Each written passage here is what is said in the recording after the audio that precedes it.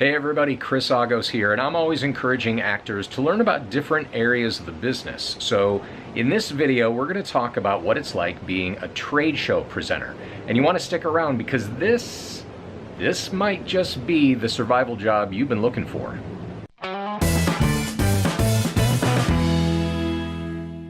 All right. So I'm an actor. I do a fair amount of TV and commercials, and I do a bunch of voiceover. In fact, right now I'm in our voiceover booth that we have here at home. And I also work in a couple of other more remote corners of the acting world. And I definitely think that being a trade show presenter goes into that category. You know, it's not acting in a traditional sense. It's more of a hosting job. But it is a performance job. You should really at least look into this kind of work because it really can provide you with a nice little stream of income, which of course will help you to continue working on your traditional acting goals, whatever those are. So I thought I would show you what it's like to do this kind of work. And if you find this video helpful, take a second and hit that like button, and also think about subscribing because we talk about a lot of great acting and voiceover related stuff in this channel. Every year for the past 7, I've worked as a trade show presenter for Avid Technologies. Now, if you don't know Avid, they make a lot of the tech that allows creators to make all of the media that you love. So if you've ever watched a TV show or watched a movie or listened to a song or caught your local news, you've experienced Avid's work. In fact, the stuff they make is so good that they've earned themselves a bunch of these. And every year in Las Vegas, they have a huge presence at the NAB show, which is a show for broadcasters. Now, Avid did not sponsor this video, but because the work I do for them is such a great example of what it's like to be a trade show presenter, you're going to hear and see their name an awful lot. So my job starts a couple of weeks prior to my arrival in Vegas. During that time, the script is being written by the production team, and eventually a version of the script will make it to me, and we'll set up a time to do a conference call. Now, the conference call is just a chance for everyone on the production team to finally hear the words being said out loud. Suggestions are made, and the script will be updated and changed, and eventually it'll be declared final. And when that happens, Avid's production team will take over, and they'll start making media to go along with the presentation. So every year when I work for Avid, they're always pairing me up with one of Avid's product specialists. This makes sense because those guys are actually the ones that know the most about the product. So this time, it's this guy. That's Craig over there. He's my partner in crime, and he's great. He really knows his stuff. Now, as a rule, I do all these presentations on ear prompter, and if you don't know what an ear prompter is, it's a really amazing tool that allows actors to deliver a script without memorizing their lines and without holding the script physically in their hands. I go into it a lot deeper in one of my other videos, and I'll put the link in the description. The ear prompter is ideal for live presentations because it solves a lot of problems all at the same time. For one, scripts are frequently updated and changed, even right up to the last minute. Somebody just gave me new words for this presentation. What did we change? Did we change stuff? So because I use the ear prompter, I don't have to worry about that. I don't have to rememorize anything that was already in my head. Also, timing can be an issue when you're talking about doing a presentation to media elements. A lot of times there's a big screen behind you and you have to match certain points in your script with certain points in the media behind you. And sometimes that can be difficult to do with your own internal sense of timing. So an ear prompter takes that job away from you, and it really makes life a lot easier. So I usually arrive in Vegas about 2 or 3 days before the show actually opens to the public, and that's our rehearsal time. This tightly integrated platform is a fundamental reimagining of how the industry creates, distributes, and monetizes media. Should show me, which is this one.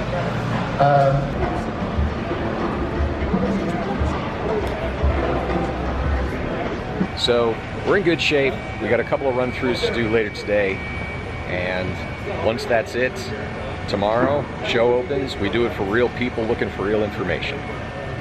When I get there, the booth is always in the process of being built.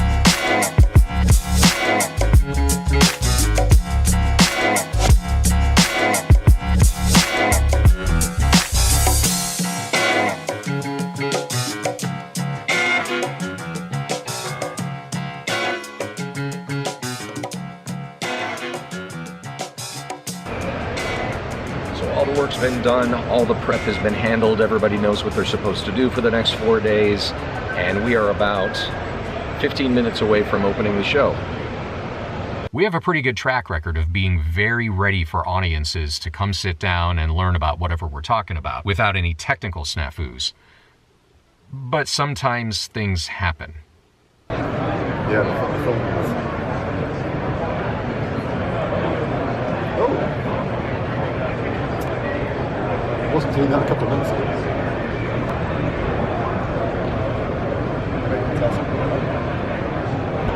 So I was just setting up a shot, and then this happened to our screen. That's not supposed to be that way. We've never had a problem with this screen, right? This is Craig. Say hi to everyone. Hey guys, how you doing? So we've never had a problem with this screen, but this one was installed and has worked flawlessly since. Been no issue since we got here on Friday, Saturday. Yeah, and now we're moments away from opening the show, and we got a bunch of green fuzz back. We're on a bit of a hold right now. I don't think anybody really knows what to do yet. We'll figure it out. So progress is being made, or not. So the other side went out. This side is kind of back. Was back. Oh, now we're back on this side. I think we're back in business.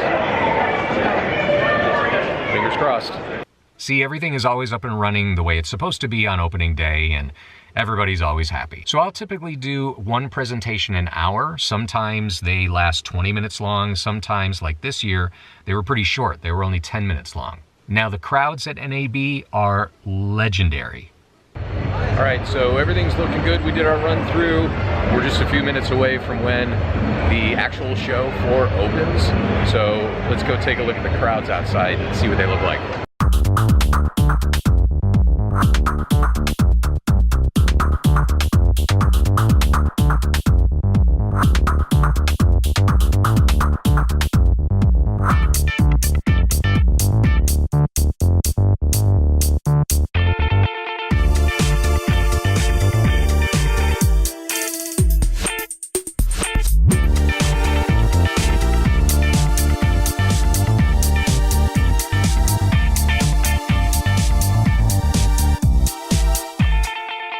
At peak times, when there's a lot of people there, the noise level is just through the roof. So what I do now is I actually use 2 wireless earpieces to get myself through the day. I used to be able to get away with just 1 wireless earpiece, and I could kind of mentally block out the ambient noise.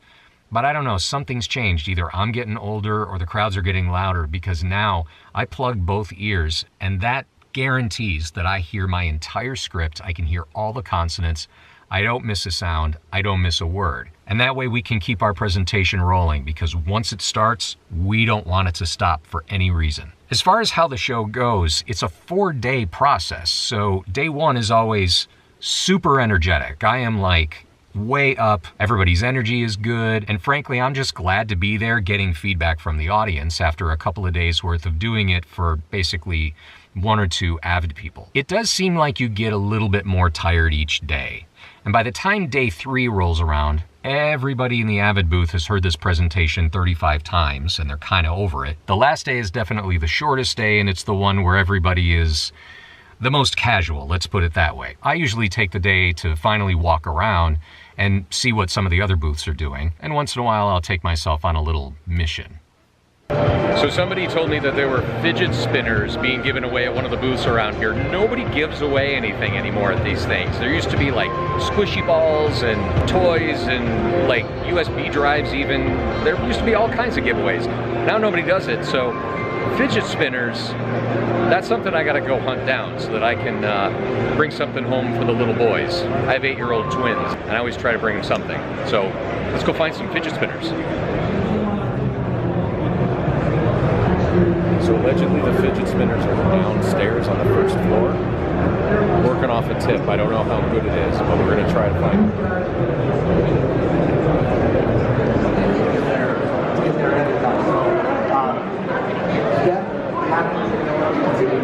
There's another presenter doing his thing. Ooh, and look at these guys. They got a virtual set. Nice. I need that picture. Do I see them? Hey guys. How's it going? So somebody said that you guys are giving away light up fidget spinners? That was 2 days ago. We already ran out. Oh, come on. Sorry. See, I'm too busy working upstairs on the second floor. I didn't have time to get here. Yeah. They're out of fidget spinners. Very disappointing. But there has to be somebody else around here giving away cool stuff too. I think now at this point maybe we'll just stick with trying to find free coffee. I don't know. I'm really bummed about the whole fidget spinner thing.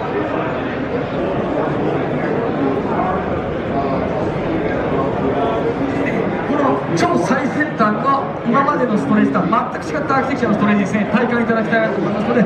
Update on the fidget spinner issue.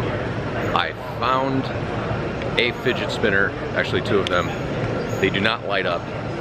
However, they are fidget spinners, and it turns out Google was giving away fidget spinners, so thank you, Google. Avid's a great client, and I'm really grateful that I've been able to speak on their behalf for so long. If you're wondering how much being a presenter pays, it's worth looking into.